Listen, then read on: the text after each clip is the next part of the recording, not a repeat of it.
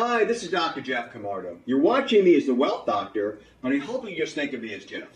Now, I'm very excited for the knowledge that I'll share in these classes and for what it can do to supercharge family wealth. I designed the classes to benefit wealth students of every type, from the cherished clients of the firms that I'm associated with, and to new folks checking those out or trying to figure it out on their own or with other advisors. And even for my respected commercial competitors, the literal millions of professionals active in this space who yearn to do a better job for their clients, from financial planners and advisors, tax pros like CPAs and EAs, and to the legions of lawyers across the United States.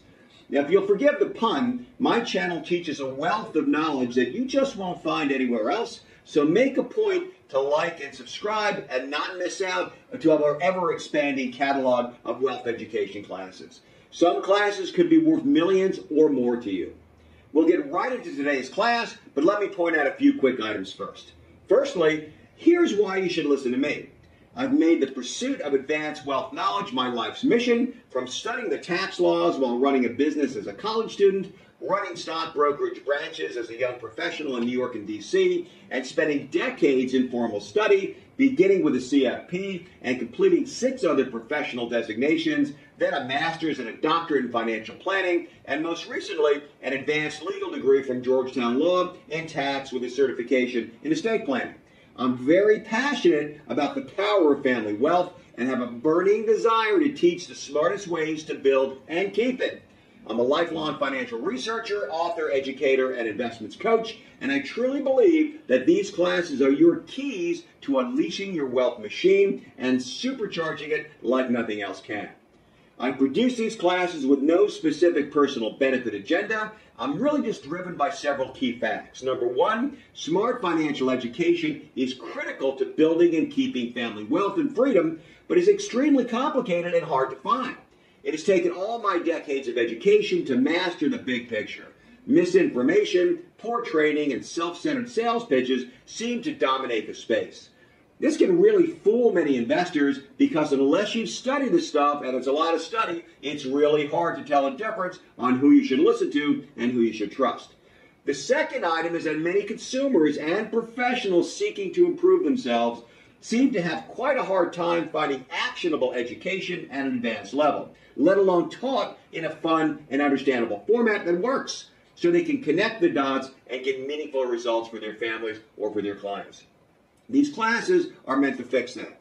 Now, many folks that I chat with, even really wealthy families who've paid expensive advisors a ton of money, are almost always in need of big changes to avoid huge risks, investment blunders, and massive taxation. And while many suspect things aren't quite right, getting the advice to tell a difference can be a real challenge. So here's your chance, not only to learn what I believe are absolute best practices, but how to put it all together so that everything works smoothly, easily, and effectively. So class, I really hope you're paying attention so you can put this education to work. Family wealth is just too important to screw around with. It makes all the difference in lifestyle choice and freedom, quality health care, and advantaging family and causes that we care about. If you stick with this channel, don't forget to like and subscribe. You'll get my unique take on protecting your wealth from big losses, liability and lawsuits, and financial predators. Preserving and properly protecting and controlling your estate to benefit your family and others as you see fit. Converting exorbitant income and estate taxes into additional family wealth, and so much more, like generating the retirement income that you'll need to live as you please for as long as you live. So please, please stay with the channel, like, and subscribe. Subscribe to the channel again to get alerts on new courses and access to all that I teach. I'm certain you'll get valuable tips on enhancing and protecting your wealth that you never heard of from anybody else before, anywhere. You'll get straight talk that you can take straight to the bank. I have a raging passion to educate and counsel on wealth best practices. I work hard to make it easy, fun, and entertaining. And also, please note, as you may see various offers from firms and organizations I'm associated with, so I need to emphasize that while I may be involved as an individual, these offers don't come from the Wealth Doctor, but from the respective organizations that make them, so please make sure to read the detailed explanatory information on such offers. Anyway, the class bell is about to ring, so let's get ready to make some notes and make some money. I just love helping people cut through the hype to learn what they need to get richer, faster, safer, and simpler, and have more fun. So here we go, and don't forget to like and subscribe. See you in class in a minute. Well, hi folks. Thank you so much for joining us, and I'm so excited to bring you these classes that I've called Don't Run Out of Money, Don't Run Out of Retirement Money, Avoiding Common Traps to Protect Retirement Wealth. I'm Dr. Jeff Camarda, and I think you'll learn a lot. Thank you so much for your time.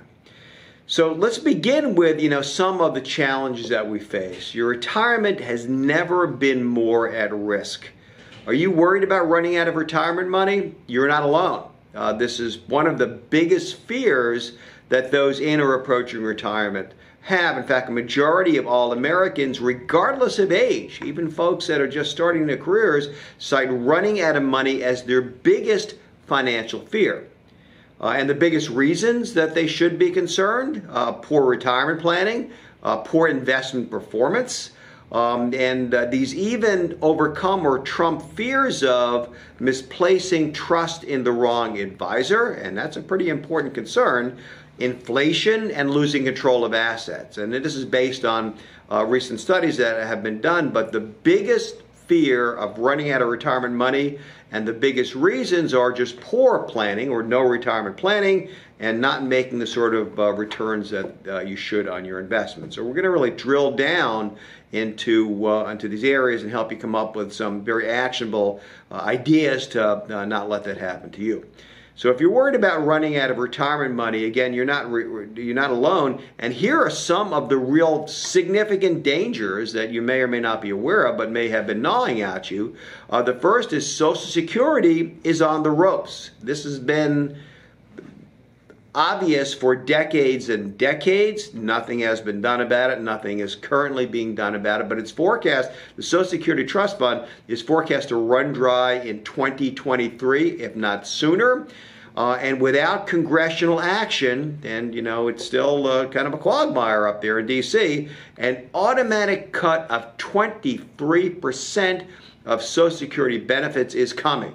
So that's just one of many concerns that should be on your radar. Most families don't have nearly enough money to sustain average retirement lifespans. Hence, you run out of money. You're still around. You've run out of retirement money, but you've outlived your money. Social Security is, and this may be not obvious to you, but it's a primary retirement asset for 54% of retirees. That's where their money comes from. And again, Social Security is on the ropes. Those investors with $500,000 to $2 million liquid, Social Security is still the primary asset for 36% of those folks. And for 60 to 65-year-olds, the average nest egg is only $150,000 total in liquid assets and other investments, which is not nearly enough. It's not going to take you 20 years, but all of these folks vote and probably will vote for higher benefits at the expense of most of you who are watching this class, the wealth holders in this country. As bad as all that is, I'm sad to say it gets worse. It gets a lot worse. The dangers are fierce and retirement success problems are complicated, but you can win if you figure the game out, plan carefully, and play it smart. So I'll teach these classes in a format that I think you find very digestible and useful. I'm looking to highlight each danger so you understand them and appreciate the risk that you face. I try to teach in clear language so you actually get it, no academic mumbo jumbo, but clear communication so you get the point and know what to do about it, and explain strategies and solutions to help you to survive the storm, enjoy a comfortable or even better retirement lifestyle, and be able to pass on what you want to your family at the end of the rainbow. Please pay attention and take notes. Go back and pause this if you need to. Send in questions if you like, but absorb the information. You really don't just listen, but think about it, write it down, come up with some action steps. Successful retirement planning is way more complicated than most investors and most advisors appreciate. It takes a lot of smarts and hard work to really get to the winning line, but you can if you pay attention and apply carefully. So again, watch till the end. You'll get some very valuable free offers, including free access to the professional retirement planning software that my firms use, and a free professional wealth health analysis with a licensed investment advisor, if that's something you'll be useful. So watch till the end. There's a lot of really valuable free stuff that you'll be able to take advantage of. Okay, so let's talk about some of the big retirement traps, and probably the biggest one in my mind that really is a great challenge for Americans and you as wealth holders is what I call the double-edged sword of imploding Social Security and Medicare. And this graph is was from my book, which actually managed to become an Amazon bestseller in its category, called The Financial Storm Warning for Investors. We'll talk more about that later on. But Social Security is blowing up. It's been blowing up for decades. Congress still sits on its hands. I think they will sit on their hands into the 22nd century. But if you look at this graph, the red line is outgo. That's how much the government is cutting checks to Social Security beneficiaries for, projected just till the end of this decade, 2030. This mustard or brownish colored line is the income that's coming in from interest on on government bonds that the Social Security Trust Fund has invested in. But the disturbing one is this blue one, and this is outgo. This is assets, I'm sorry. This is the assets in the Social Security Trust Fund.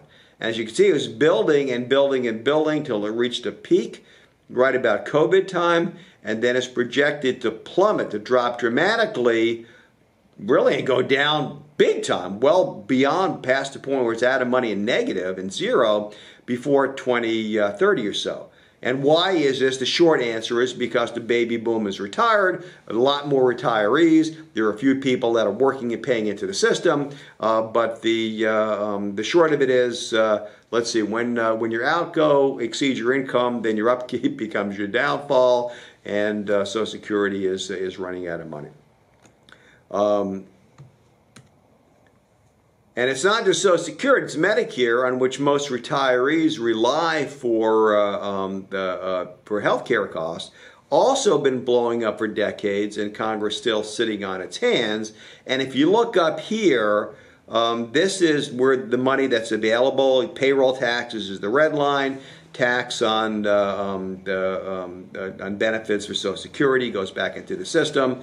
Premiums that people pay for Medicare, and in state transfers and drug fees. So this is money that's coming in.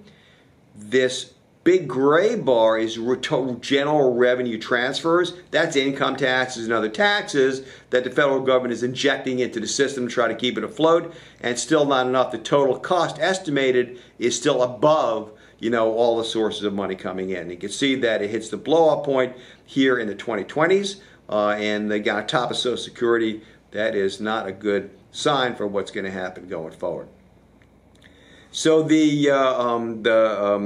under existing law, your benefits, your Social Security and Medicare benefits, are already shaved, means tested, and stealth taxed away. Up to 85% of your Social Security benefits are taxable. For withdrawals from IRAs and tax-deferred retirement accounts and so forth are stacked on top of it. So it's added to your income, and 85% of that winds up being a part of your taxable income, according to Kiplinger. Medicare premiums are based on your total adjusted gross income plus tax-exempt interest, is gleaned from the most recent Social Security tax data that Social Security gets from IRS. So again, your premiums are based on your total income. The more income you have, the more you're going to pay. And some of you may, if you have other options, may want to consider whether Medicare is the best plan for you. It wasn't in my case. Higher income, including Social Security, which stacks on top of income, boosts your Medicare premiums, your tax rates, taxes on Social Security, and exposure to the additional 3.8 NITS tax, or net investment income tax, which is some folks refer to it as the Obamacare tax, because that's what it was crafted for. And there's also, by the way, that widow's penalty, which means higher tax rates on single file status. So this is, you know, this is a problem. You know, the benefits themselves generate additional taxation, and if means testing comes to be, which is where those that are deemed to have too much money or enough money, or they have the means to take care of themselves, or we to look at it, will either have reduced benefits or have to pay additional taxes to support those that don't have the means to do it.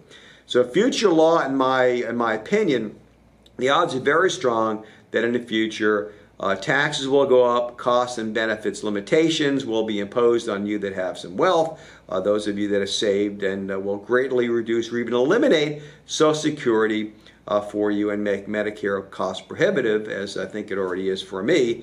And then you that are watching this class, likely those that are interested in this material, probably paid in far more than most, but will likely get back far less or none, and may be saddled with having to carry the freight for those that haven't saved, but still vote and still will receive, because of means testing, maybe Social Security and Medicare benefits. This is a recent article from Barron's, and that dual income couples to lose $17,400 in benefits if Social Security goes insolvent, according to a think tank, and I think that's very likely. $17,000 in benefits, and that's annually, not over your lifetime. Social Security, according to that article, rapidly approaching insolvency. Fund's insolvency date was at 2020. I'm quoting from Barron's, 1 year earlier than the previous projection.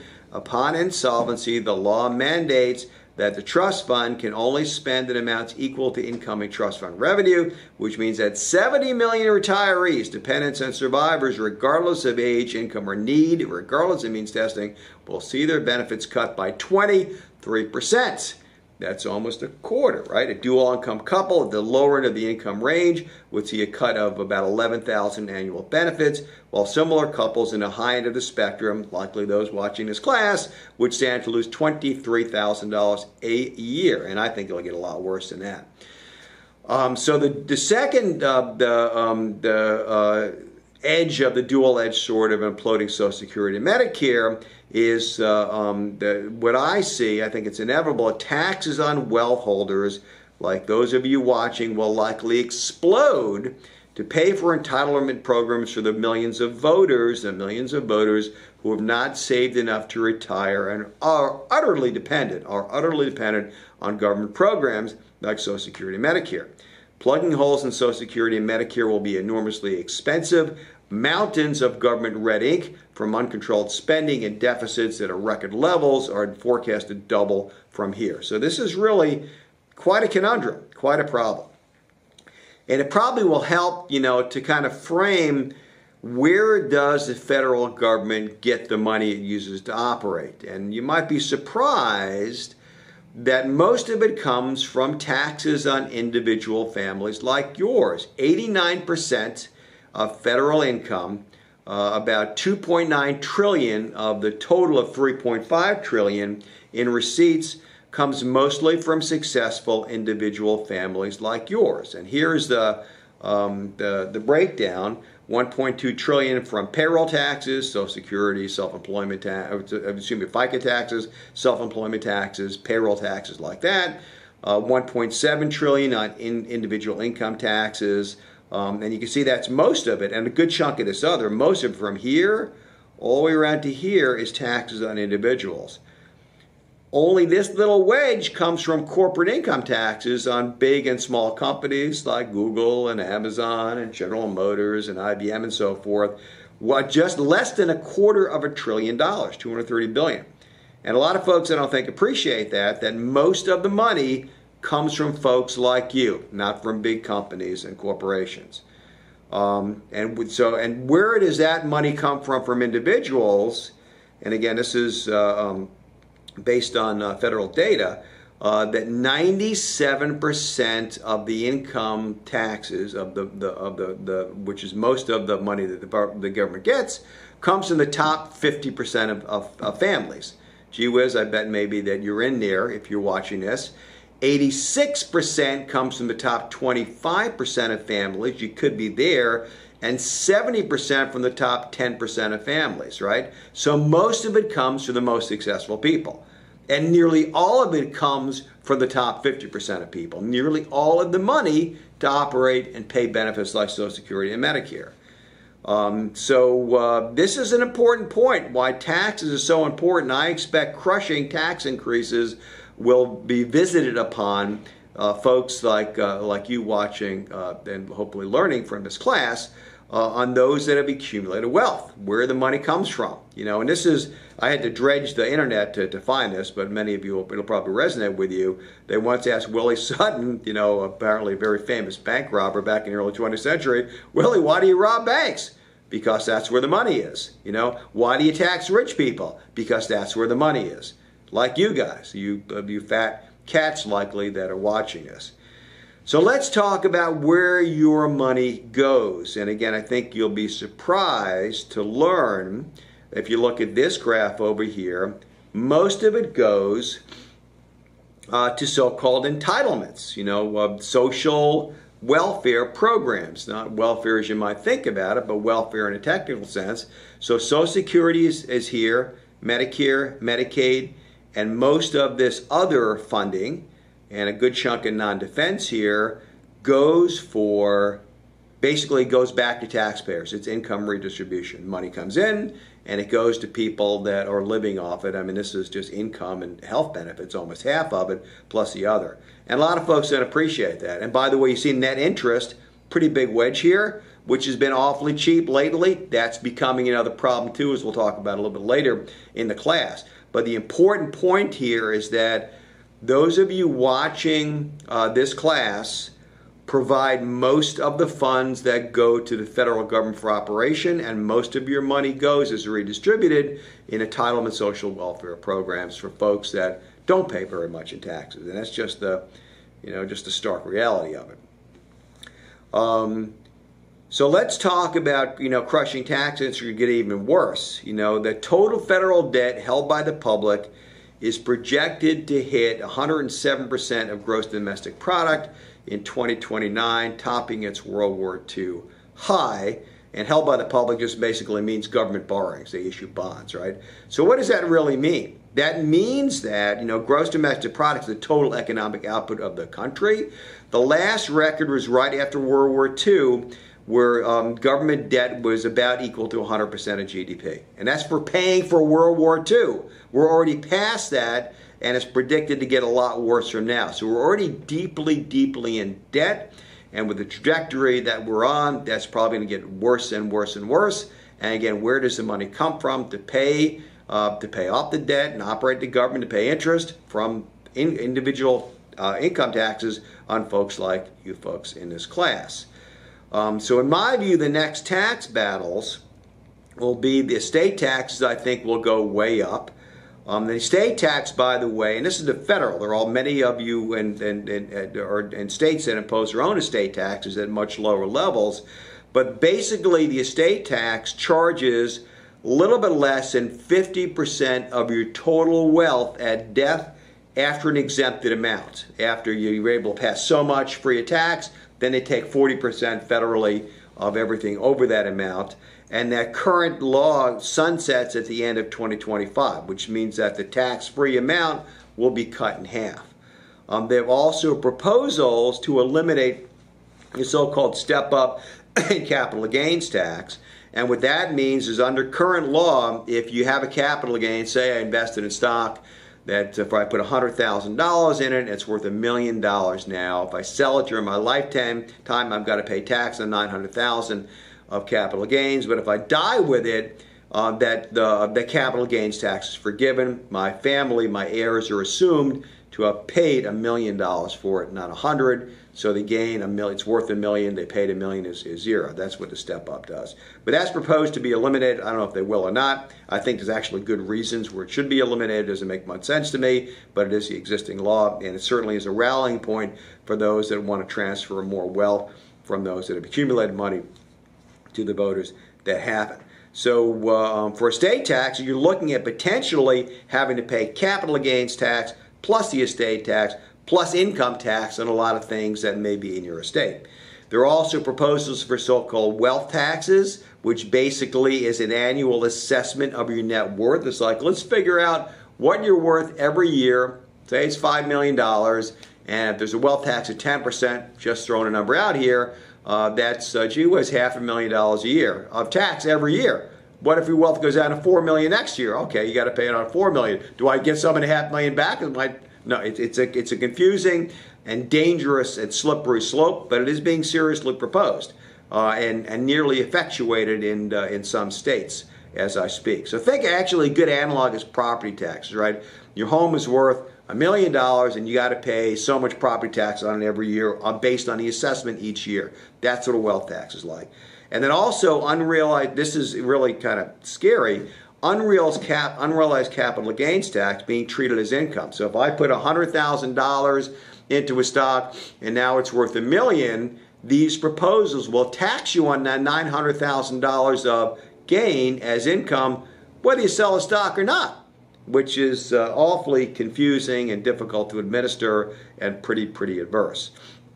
So again, there are some reasons to be very concerned about how to protect your wealth from oppressive taxation going forward. And again, this stuff is going through in a recent I guess triumph for those folks that want to impose more tax on the wealthy, a wealth tax watershed for the Supreme Court. That they're agreeing to hear an appeal of Moore versus the U.S., and the court will consider the legality of a form of wealth tax that is a long time dream of the political left, that the realization of income is not a constitutional requirement. What does that mean? You don't actually have to get income to be taxed on income that isn't received. That's the essence of those arguments, and a similar the decision in Washington in that kind of goes in that direction. So there are very ominous the changes that are on the horizon that may make taxation even worse. So let's talk about why one of the many big reasons that taxes may go up. We talked earlier about the fact that the federal government has been spending money really like mad, well in excess of what it's taking in from you poor fat cats that already feel probably oppressively taxed. And this is a graph from the Wall Street Journal in the fall of 2023. And it showed this is the level of debt compared to the gross domestic product, the GDP that we talked about earlier. And you can see from here, this is about COVID, right? Where the federal debt was about 28% maybe of GDP. And now, and projected here at 20, we're nearly triple that. And that we're still just, just a couple of years later. Here on the graph is about 2023, which is when I'm recording this class. You can see it's gone from about 28% to about 100% just in a couple of years. Not good, not good. And that's before higher interest rates have kicked in, which means the federal government's got to pay more and more interest costs, which on the massive debt it has, which means that the debt is just going to, skyrocket even faster. Here's a longer-term projected graph where the whole mess may be going, and you can see here that deficits are already at record levels, last seen to pay for World War II, projected to double from here at 100% to nearly 200% later in the century. This is not good, and this is before higher interest rates really kick in and make things get worse. And this is a piece from Barron's, I think, with interest rates near zero, fiscal deficits could be dismissed. That's no longer the case. The deficit is getting too interesting. And this is projecting where net interest as a percent of revenue of how much money you folks are paying in your taxes and how much of it is forecast to go for just interest payments, not for Social Security, not for Medicare, not for other social welfare payments, not for defense against China and Russia, but just on interest. So of your money toward the middle of the century, 35% of every tax dollar that you pay is forecast to go just for interest payments. Doesn't get any benefits, doesn't help anybody, doesn't reduce the debt, it just pays interest on the debt. Pretty scary, right? So again, the federal deficit have gotten to be a lot more interesting, which I think is going to drive crushing tax increases on those like you that have accumulated wealth. And the Congressional Budget Office's forecast, according to the Wall Street Journal, actually looks too optimistic because it envisions the net interest paid on the debt barely topping 3% in coming years, even though we're already at 5%, north of 5% and probably going higher. So what this does is shows you what the net interest on the federal debt will do at a reasonable interest rate. This is where the Congressional Budget Office, which is already wacky of concern, and the CBO forecasts are very, very disturbing and have been for a long time. But if it's more with realistic interest rate assumptions at 1.5% higher than it is now, you can see that it gets a lot worse a lot faster. So why, just kind of, to summarize, why must taxes go up? Why must your taxes go up? Why must you be concerned about finding ways to control taxes to keep more wealth for you, for your retirement income, and for your family, right? According to the Wall Street Journal, U.S. debt is set to exceed the size of the economy, to exceed the entire size of the biggest economy in the world, first since World War II, and then double from there. We already have the third highest debt load in the world, just behind Italy. Now, I'm Italian, but I'm not particularly proud of Italian fiscal responsibility, and the fact that, we're close to Italy in terms of debt load, which is kind of like Banana Republic management, really concerns me quite a bit. The Social Security and Medicare implosions, which we talked about earlier, which are just going to be devastating and transformational. And all these people vote, and they're going to vote to maintain their benefits. Most of them don't pay nearly the level of tax that you pay in, but you're the ones with the money, and it will obviously be very dramatically outvoted. Why America's graying, the baby boom has retired. There are far fewer tax-paying workers, more and more retirees who are living longer and longer than ever expected, really. There's still colossal COVID bailouts that have to be paid for. State and local governments, many of them are in worsening the financial condition, crushed by pensions they can't afford. And there's a very strong socialist entitlements political wind blowing through the country. I'm not sure where things will end up, but it could be it could be even more expensive for those that have accumulated wealth going forward, depending on what the political spectrum brings us.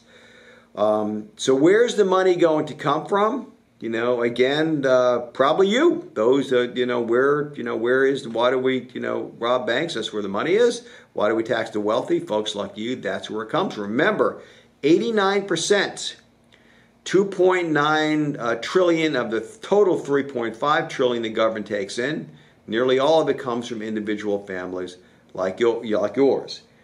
And the recent legislation, the so-called Inflation Act, which is really kind of a hoot, what they named it.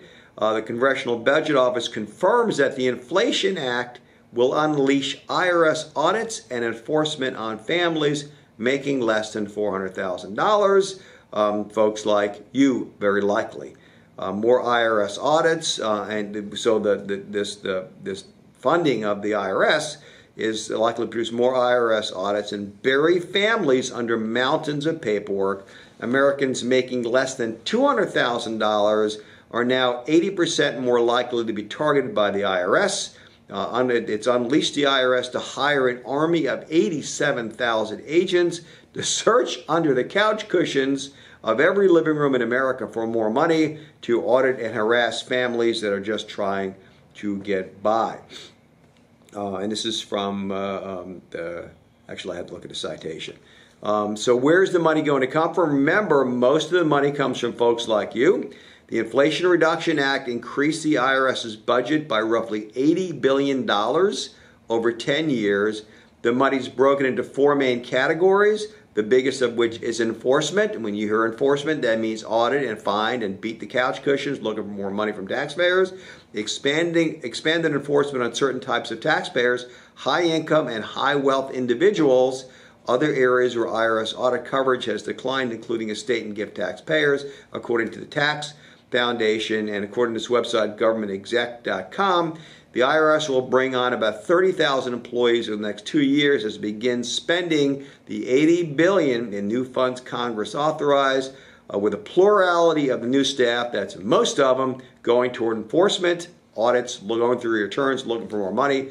IRS plans to spend about $47 billion on tax enforcement. And that's a scary thought. I mean, it's good for us in the tax strategy and research and management business, but it's bad for taxpayers.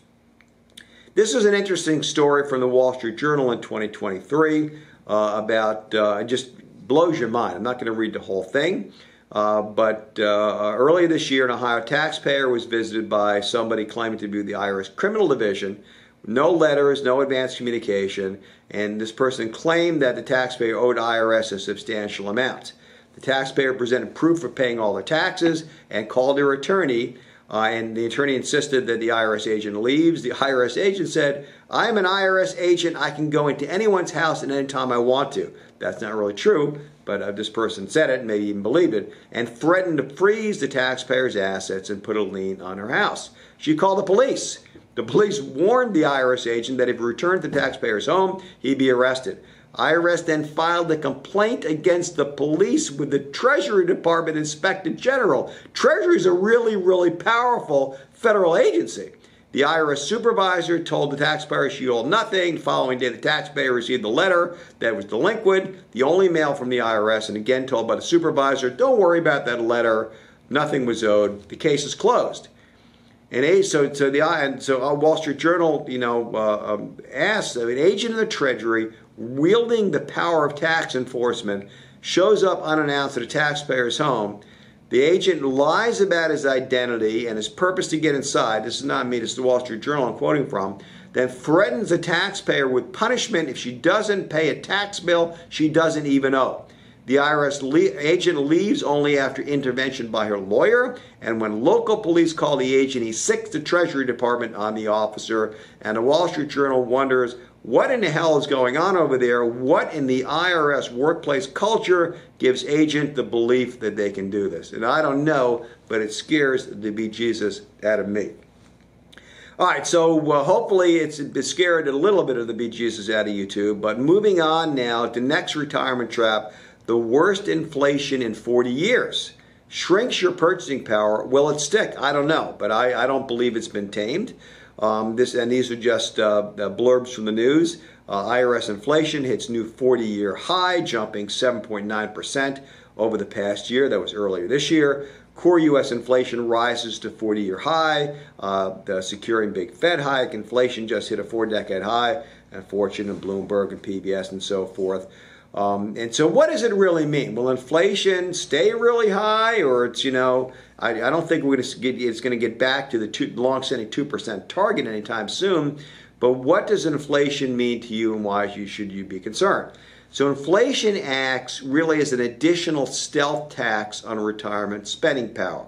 It kind of evaporates your money that you don't even notice, because you still have a dollar, but a dollar doesn't buy as much, right? And not even Roths are immune.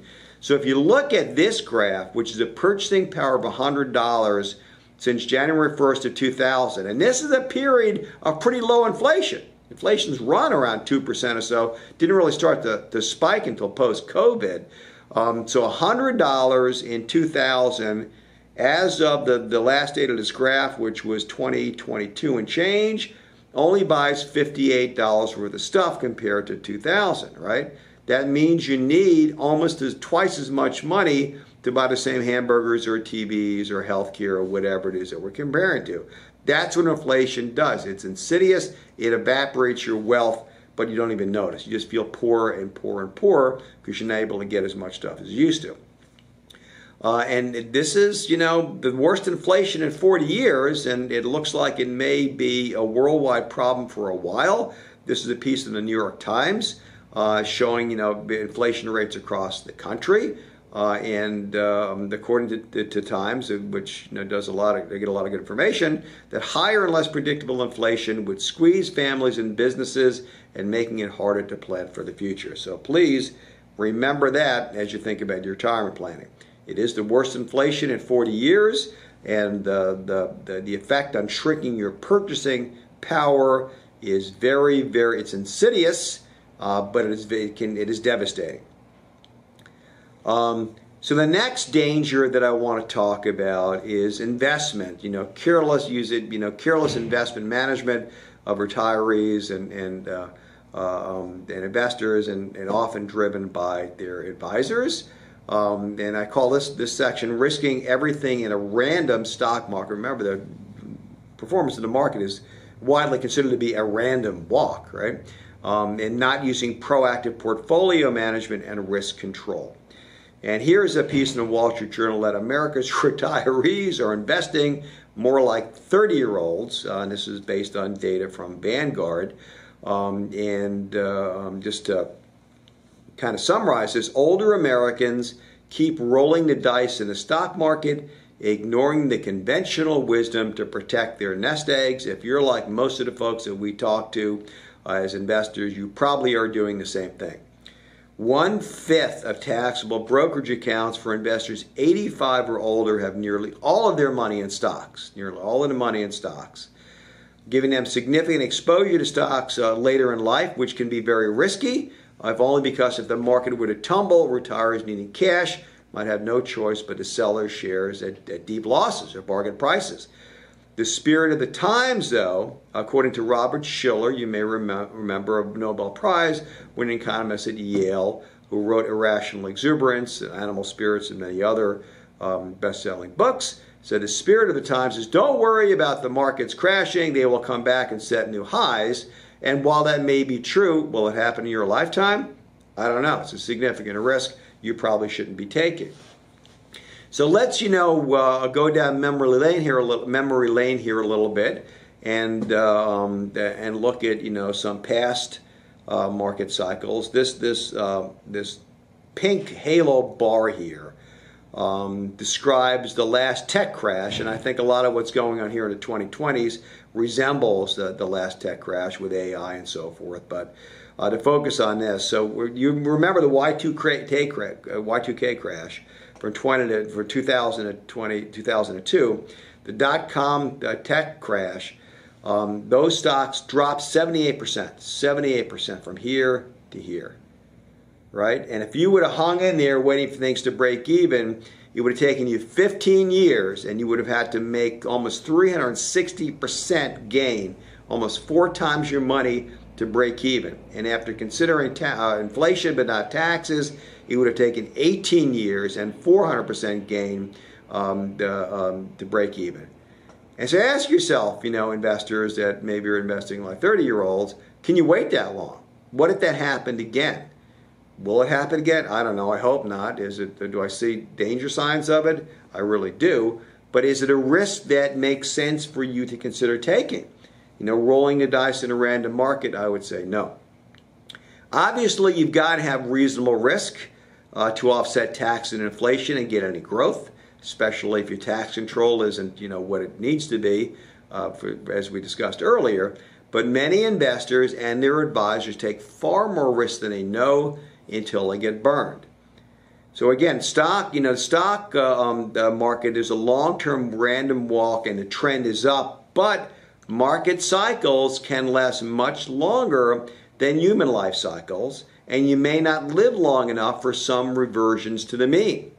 You also need to be aware, you probably heard of the sequence of return risk, where, if you have bad market exposure later in life and it gets driven down, you don't have time to make it back up, you may never recover from market plunges that hit at the wrong time. Market crashes in or near retirement can erase wealth forever. That's important enough to remind you that market crashes in or near retirement can erase your wealth forever. Severe and extended downturns occur regularly throughout history. We just saw a pretty nasty one in 2022. Buy and hold, is that equal to retirement roulette? I suspect that it does. I call it hold and pray, in some of my other presentations. But preserving wealth in retirement is far too important for you to play retirement roulette. So don't leave your retirement security to chance in a random market. There are things that you can do that we'll talk about in a later class to better control your risk exposure and still target decent returns. So now let's move on to another retirement trap called, are you trusting the wrong advisor? Or could you be trusting the wrong advisor? And the first question I have is, do you have a real fiduciary? Fiduciary has become a popular word. Basically means the advisor or whoever needs to put your interest ahead of their own, can't put their compensation ahead of your best interest and so forth. But that's, having a true fiduciary is not true for some 90% of advisors who either are straight commission folks or worse, I think, have both fiduciary and commission licenses, and they can get your trust maybe by claiming to be a fiduciary and then later on switch hats, and maybe they forgot to tell you or you didn't hear them, and wind up selling expensive and hard to spot commissionable products that can bleed your wealth. So, and there's an interesting for a time, I wrote a column on advanced wealth for Forbes, by the way. Here's a couple of his headlines. Then one of my favorite titles was When Fiduciary is Really a Four-Letter Word. And that kind of goes to, do you have a real fiduciary? Also, do they have the education and training you need? This is complicated stuff. Advisors are common, but far too many are poorly trained. No experience or college or background is required to get the license. A few weeks cold study of the licensing materials can be enough to pass the license exam the first time. Just a few weeks with really no background. I know I did it myself back in the mists of time as a young chemist that couldn't get a job as a chemist, so I became a stockbroker. I had a week and I had a book. I studied my heart out, but I passed the first time. Didn't know what I was doing, but I was a fully licensed, full-service stockbroker. And it hasn't changed very much. Most financial planners are untrained and unregulated, and smart wealth to get good results is really, really complicated, but it requires advanced training that most advisors just don't have and are not required to have. And the other thing is, do they have a public record of misconduct? Fraud, fines, suspensions, and other problems are more common than you might think. They're easy to spot if you know where to look. But certified financial planners and switch hat fiduciaries in my academic research, my PhD is in financial and retirement planning, and that I do a bit of research on the side. I actually managed to win an award for one of my papers, but the results are concerning. In fact, I wrote another piece for Forbes called America's Broken Financial Advisor Promise. What's wrong with the CFP board and why you better check twice before trusting a CFP, which you can Google and take a look at it if you wish. And this is the paper that won my first award, I guess, in the respective Financial Services Review. And the name of that paper was the relation between financial advisory designations and FINRA misconduct. And I found, this is my first of many studies, that misconduct, publicly recorded misconduct, fines, complaints, censures, suspensions, that kind of stuff, increases with maleness, please forgive me, dual investment advisor registration representative, those are the two-hat advisors, and also life insurance sales licensure. And this was the most recent paper published in the Journal of Financial Regulation earlier this year, which I called Badges of Misconduct, Consumer Rules to Avoid Abusive Financial Advisors. And we found elevated misconduct for certified financial planner professionals in general. That's kind of that's unexpected, counterintuitive. You expect CFPs to have less. We found more, particularly in certain categories, and also those that have both commission and fiduciary licenses. By contrast, we found chartered financial analysts, which is a really big deal in my view, investment experts designation, a lot harder to get than the CFP when I did them. That we found the opposite, and misconduct went down. So that's sorry for the aside down academia row here, but we're almost done. But you might be surprised at the high rate of misconduct evidenced by advisors. This is not from my study, but from a friend of mine, Mark Egan, who is at Harvard and did a groundbreaking study here called The Market for Financial Advisor Misconduct, circa 2016. And this is from his paper. But the misconduct rate for these firms, as he published, pretty high. Almost 20% of the advisors at Oppenheimer had records of misconduct. Almost 18% at First Allied, 15% at Wells, 15% at UBS, and so forth. And these folks still, are able to continue practicing or selling product. So this is the last slide. And this is from my dissertation defense way back years ago. But I haven't checked on this person lately. But since this person has been in the business since 1982, and when I prepared the slide, still advising in Vero Beach, Florida. And these are excerpts that I found from their license record. They were fined $25,000, suspended from association with any member firm. New Jersey license was suspended, permanently enjoined from working in the securities business by New Jersey. Denied and proposed an order of revocation as subject of a preliminary injunction, terminated for cause, and on. Investigation. So this, again, still actively practicing and actually promoting himself as a top financial planner or something, as I recall. Okay, so moving on to the next retirement trap, which I call Bush League retirement planning, because most retirement plans that we see really don't have the kind of rigor and projective analysis that's necessary to give you real guidance. Forgive the my Bush League images here, the big can of beans and our friend Snuffy Smith. But most retirement plans really at the core are slick sales reports lacking rigor and predictive quality. There's a lot of colored ink on the page or a lot of colors on the screen, but not a lot of substance. And they really, in my view, are just emotional bundles of hope and fear. Gee whiz, if you get this, you can do this, and you're okay, and you're done. But it's really a lot more complicated than that. So don't make these common retirement planning blunders yourself or in concert with an advisor you've checked out and seems to know what they're doing. Number one, not running frequent run out of money tests. That's really the critical thing, right? Are you going to run out of money? You got to stress test it to make sure you can continue doing what you're doing, without looking like the federal government in a couple of years. Not adjusting for changes in returns on your investments and taxes and inflation and spending.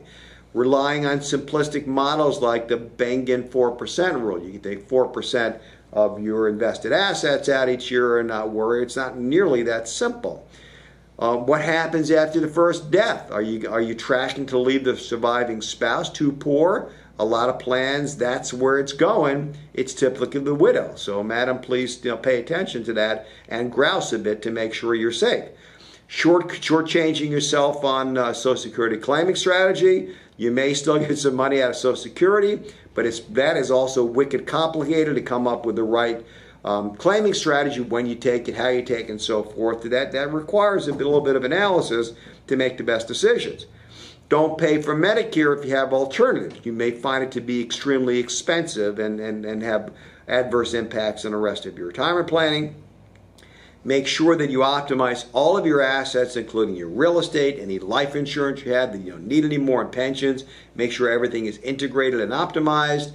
Then don't forget about long-term care risk, particularly for a healthy spouse.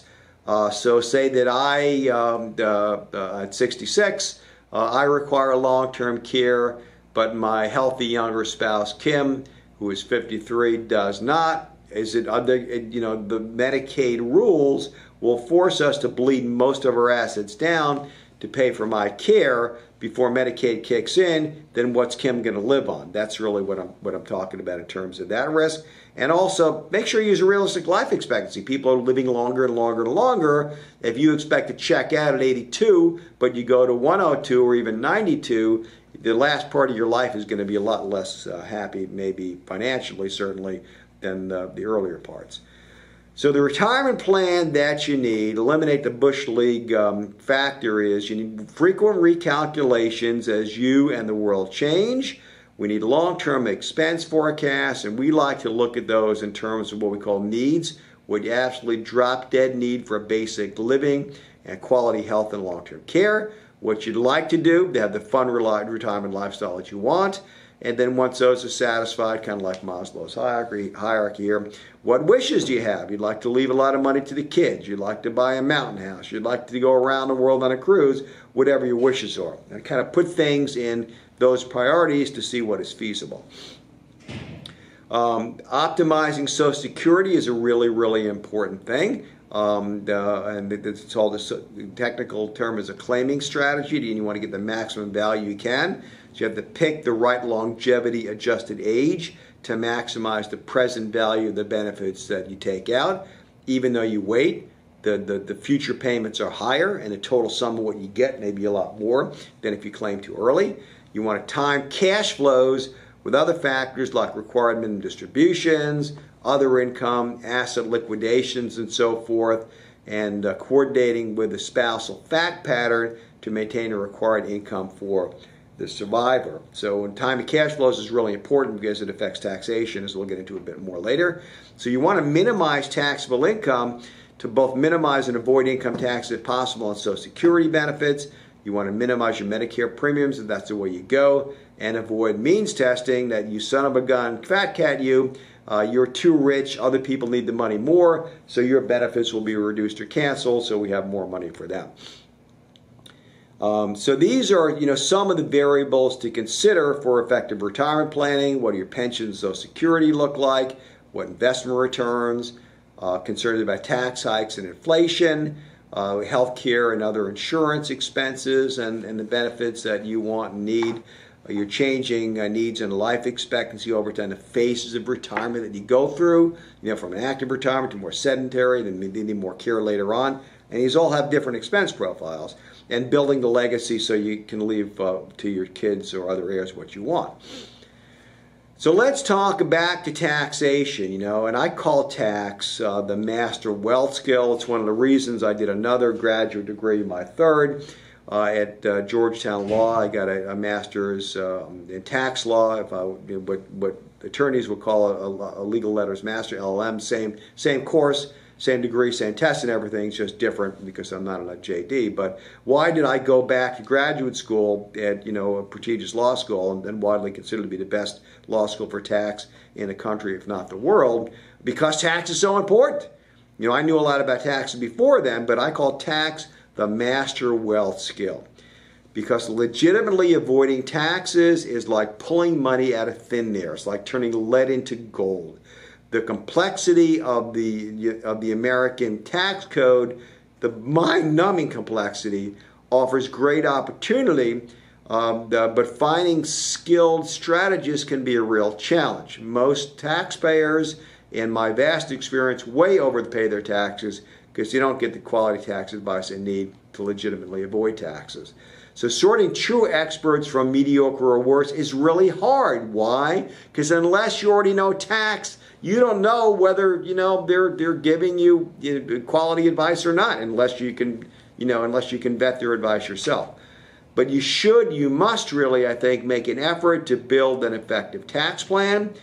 Strategy and audit flag control cosmetics are both critical. You want to make sure you maximize a strategy to minimize your taxation legitimately, and you don't want to wave a flag and invite IRS scrutiny. Remember, they have been mobilized and funded like you wouldn't believe, and even if you are not, playing in a hanky-panky with your taxes, who needs the hassle to go through and live with the IRS for 6 months, right? So both audit flag control and strategy are important, and finding smart tax advisors, smart ones who care about saving you tax, are really rare. There's a lot of really smart tax folks that think you need to pay your fair share, and I don't care what the tax law says, come on, buddy, help out. Those are not the kind I would want, and you probably will. You want those that know what they're doing and looking to save you every legitimate nickel in tax if you can to keep that wealth in your family. Then if you want to make a gift to the federal government, that's a different story, right? And I think the current tax storm will be crushing, and to misquote a fellow that went by the name of Boston Tea Party, I think, who's actually wrote about guns, but if you look like food, you will be eaten.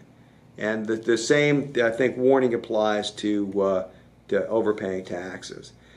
So here's, ways that in retirement and a body of knowledge that I'm assembling that I call tax-free retirement, or can you retire tax-free?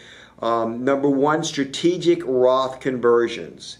Can you convert what would be fully taxable IRA and 401k and that kind of money into low tax or tax-free income using what I call tax arbitrage bracket control? And that's basically if you would pay 40%, but we can find a way to pay 18%, that's what I call tax arbitrage, or 0%. And by controlling the brackets, by pulling the various levers you have available to you. Consider operating a part-time business. You don't need to build the next Tesla, but if you have one, you own a business now, keep at least a piece of one that you're considering retirement from. That you're considering retiring from, selling, whatever. Start a new one. Partner with your kids, family, or friends to spread the load if desired. But the tax advantages open to business owners are extraordinary, and they simply don't exist for employees and retirees that are just living off Social Security and their investments. If you do this, you want to file a business tax return. Don't put the business numbers on your personal tax return. That's typically an S Corp return, 1120S, not the Schedule C that would go on your personal tax return. Right in there with the Schedule E and the Schedule A and the Schedule B and the other one schedules that you may be familiar with. And why do you want to do this? Because you'll pay less self-employment, which is like FICA Social Security taxes, if you don't use a Schedule C. And it will also get your business deductions and other numbers off your personal return, which is an audit flag. And Kiplis put it well when saying that Schedule C is a treasure trove for IRS agents because it's really easy for them to go through and look for things to bother you about. If it's on a separate business return, it's a lot more under the radar. Another thing to consider is operating rental real estate. And if you do, you may be missing completely legitimate real estate deductions. We see this as a very common tax preparer error. Wasting real estate deductions. Hey, I gave my CPA the shoebox with all my receipts and expenses and so forth. And they go, but if you look through the way the numbers progress from the schedules across the return, you got zero deductions for them. Let me show you why they forgot to check this box on the Schedule E. We see that all the time. So if you can meet the test, and you probably do, you want to make sure you're actually availing yourself of those deductions. Often you or a spouse can meet the test, but if you don't meet and declare that you've met the test, your deductions are wasted in a schedule called the passive activity losses. And if you're in that bucket, and many real estate investors are, you can amend returns and get sometimes tens, if not hundreds of thousands of dollars of wasted tax back in your pocket. So if that may apply to you, talk to a tax practitioner or shoot me an email, and we can tell you what your options may be in that.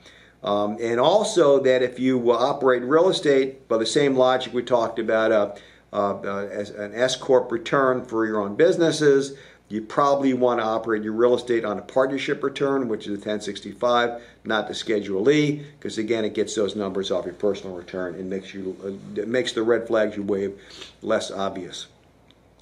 And again, the tax gold mine for business owners is really extraordinary. And it comes down to Internal Revenue Code Section 162, which is very nicely vague, right? There shall be, as much of the law is, when you get down to the core, satisfying the law is not as difficult as you might think. There shall be allowed, the quote saith, as a deduction, all the ordinary and necessary expenses paid or incurred during a taxable year in carrying on any trade or business. All the necessary and ordinary expenses that for a business. There's a lot that that applies to. So often we find that thousands of potential legitimate business expenses are overlooked or ignored by average tax preparers, even those with fancy letters after their name, such as travel and meals and boats and RVs, if you know what to do with them, home office equipment and supplies, automobile use, and use reasonable, actual rather than the mileage. The mileage is often a lot less beneficial for you than actual expenses. Home office, which has really become a treasure trove, based on the definition of law post-COVID, where a meeting can be a Zoom and not a face-to-face meeting, insurance, all applicable legal and professional stuff, and a lot of other things that you can do as well. So typically a lot of ammunition to reduce taxation that's available to business owners and real estate investors, such as home office expense, which could be a huge one, right? This code section is 280A, and I'm quoting that portion of your home that's exclusively used on a regular basis as a principal base of business by patients, clients, or customers in meeting. Zoom's a meeting now, right? We're dealing with a taxpayer, normal course of trade of business. It's a relatively easy test to meet, and if you meet it, you can deduct an enormous amount, a percentage based on a square footage calculation of your lawn care and your real estate taxes and your utilities and a bunch of other stuff too. Another opportunity is 401k, setting up your own retirement plan, what I call a super 401k, the reasons for which I won't get into now. That'll be another class, but to have your own retirement plan for your business. There's really no business qualified retirement plan like a 401k. You can contribute, which means it's really, really, good. It's much better than an IRA. You can contribute and deduct into 401k from $66,000 to $73,000 with catch-up provisions in a 401k to hundreds of thousands a year, which we do for clients all the time in a so-called super 401k. It's actually a defined benefit or a cash balance plan. The IRS will currently pay up to 100% of the plan's setup costs via tax credits. Man, that's free money on a table. You should grab it. So this is perfect for businesses that have few or no employees besides the owner, particularly for the super 401k, and it helps you plan for a secure retirement and get some significant tax advantages at the same time. Okay, so on to helping to stay ahead of inflation, which really can be very corrosive. Remember, your dollar buys less and less and less, the dollar shrink. So you have to achieve meaningful inflation-adjusted investment returns to get there. The average inflation rate in the 40s through the 70s was about 7%. And this is where it hits home. In 2020, the average cost of a heart bypass was about $135,000. At 7% price inflation, healthcare inflation is different than, gasoline and other stuff, right?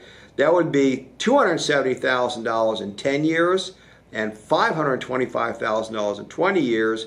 At 7% inflation. That's what inflation does. What would it cost you if the operation needed $135,000?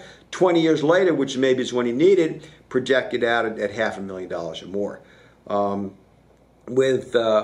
So if you're getting an 8% return on your investments, that's 0% after taxes and inflation if you're in a 35% combined marginal tax bracket and have 5% inflation. And that's really what you need to think about is the inflation-adjusted rate of return, not the actual rate or the nominal rate of return, which is what it's technically called. So for successful investing in inflationary times, what can we do? We can avoid mid to long-term bonds in a rising rate environment, and I think rates are still going up for a while. When interest rates go up, the value of your bonds goes down. You're losing money, even if you're the frog in a pot and don't realize because you're still clipping coupons and getting the interest payments, the value of your wealth is going down. Be attentive. Bonds value goes down as rates rise. You get paid back if you keep the bonds in less valuable inflated dollars, because if you get a 4% return and inflation is 7%, you're shrinking, right? Before taxes, it's shrinking. So you really want to look at either holding or selling soon. And if you do, you're losing either way. So that be attentive to the risk, the inflation risk, and the value risk in bonds. You want to avoid most annuities in a rising rate environment. And don't get me started on annuities; that'll be another class. But you get paid back because of their fixed interest rate payments in less valuable inflated dollars once you annuitize. And the costs of annuities are fierce. The costs and commissions are just huge in most of the annuities that you'll see. And the underlying fees are very expensive, and they have the worst tax treatment of any investment I've ever seen. So avoid most annuities. Beware growth stocks valuations in higher rate environments. When rates go up, the factors they use to value growth stocks basically go down, which is the reason we saw such a plunge in tech stocks in 2022. And also holding investments, you want to hold investments that are denominated in stable or deflating currencies. So if the dollar inflates, and you're invested in dollars, their dollars become less and less valuable. If you're invested maybe in a currency, and I'm not suggesting this, but just an example, like a Japanese yen, that's staying stable or deflating, the value of that goes up. The purchasing power increases, which is what deflation really means. What else? Be careful of investing in real estate as a traditional inflation shelter. COVID has changed the office and retail real estate world probably forever. If you're interested in real estate, housing, warehouse logistics, and another commercial like that look like better bets. Higher interest rates, though, will crush value and investor demand. The Wall Street Journal recently did an article, actually this month, September 23, called The Real Estate Doom Loop on what's happening in the commercial space. But be careful with real estate. You also want to avoid what I call social pricing industries. And these are industries that are subject to things like rent control or drug pricing control for pharma and utilities, maybe technology, depending on where this antitrust action against Google and others is going. So just be careful that if the government can control what you can charge, it's going to squeeze profits and the value of the investments. But you do want to target what I call inflation alpha businesses that have real pricing power, like dominant growth companies that are able to grow revenue and profits at rates significantly faster than inflation, and have strong demand pricing power that are leading companies in industries that can control supply and pricing where consumer demand is robust and regulatory controls are benign, that the government really can't mess with the business model. Okay, so that's it on inflation. Now let's talk about how you might want to consider investing to protect and preserve value and still make money. And according to Benjamin Graham, who's the father of value investing, wrote some really important books, including The Intelligent Investor, and was Warren Buffett's mentor and professor at Columbia Business School, where young Warren got his graduate degree. According to the Professor Graham, the essence of investment management is the management of risk, not the management of returns, the management of risk. Don't ever forget that. So there are a lot of popular investment theories out there, and I drank this Kool-Aid for many years as well. That of the Chicago Booth, the rational expectations economic theory that sprang the efficient markets hypothesis, rational investor theory, modern portfolio theory, efficient frontier, strategic asset allocation, things like reversion to the mean and index investing and stuff like that. Okay, these are very accepted theories. And basically the translation of rational expectations, and think about this for a second, these are like Nobel Prize winning guys that hold forth on this, and the public and a good chunk of the government has swallowed it and believes it, and we're drinking the Kool-Aid. So the essence of these theories is that all investors know everything. They're all, very, very smart, and they have the time and interest to pay attention to everything. They don't make fast or stupid decisions. None of them are lazy or take shortcuts.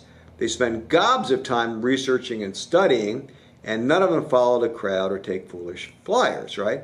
Does that sound like how people behave and make decisions? They know everything. They don't make fast or stupid decisions. They're not lazy or take shortcuts, what they call heuristics, kind of rules of thumb. They spend all their time researching and studying, and they don't follow and see what the crowd is doing or take foolish flyers. They just do what their analysis suggests, right? Rational investors. Well, I don't think so. Do investors think like this? Maybe I do, but I don't think most of them do. I think they think more like this. Things like TINA, there is no alternative to stocks, or buy the dip, BDD, or FOMO, fear of missing out. That's how we should make, these are mantras in the modern investing world. Do you ever do this? Herd? Follow the thundering herd? What's one of Merrill Lynch's past mottos? Did they ever FTH?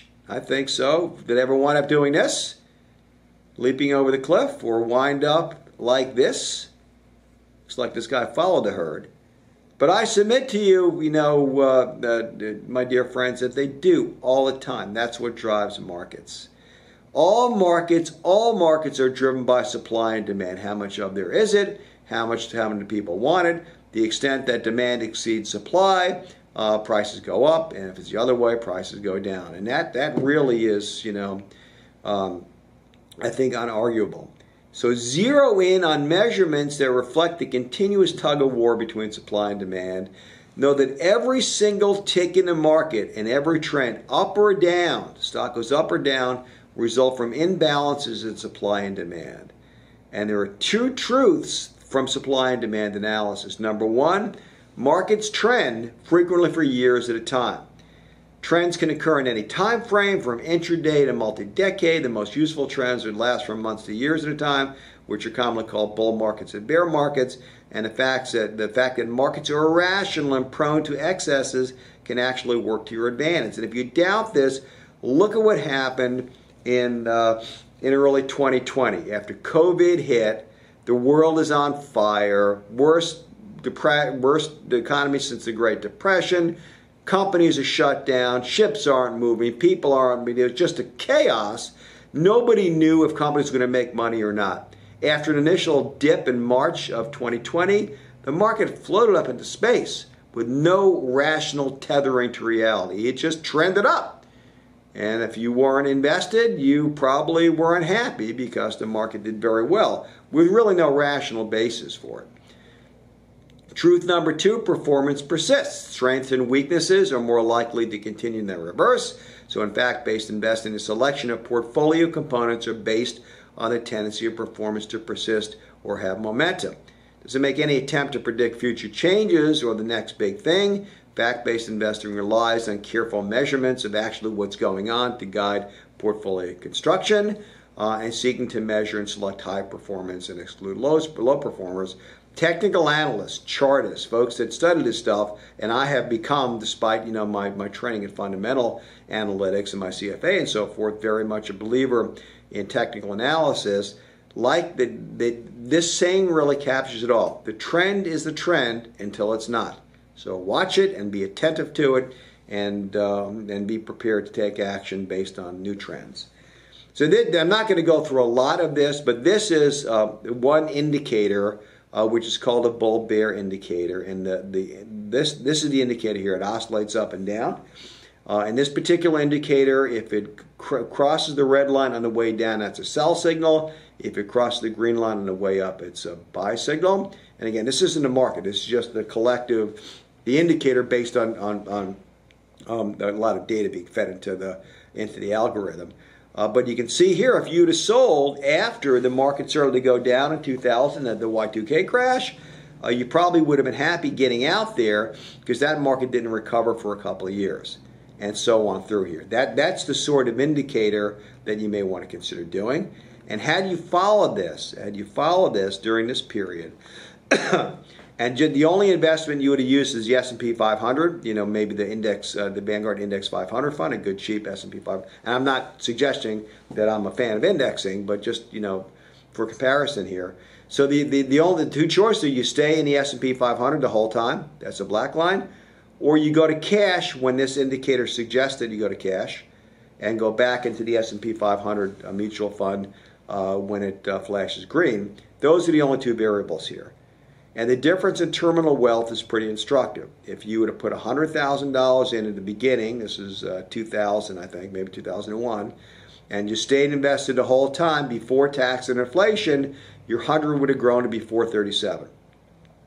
If you'd use the same exact investment, but just gotten out of the way, hopefully, using that indicator, the bull-bear indicator of these big black downturns here, here, and here, you would instead have had $2.1 million instead of $437,000. And that's the sort of portfolio management, with downside control that you might want to consider for yourself. Okay, moving on to some of the advantages and shortcomings of common retirement income sources. Social Security, which is a big one for most people, as we saw, in a previous class. It is inflation adjusted, great.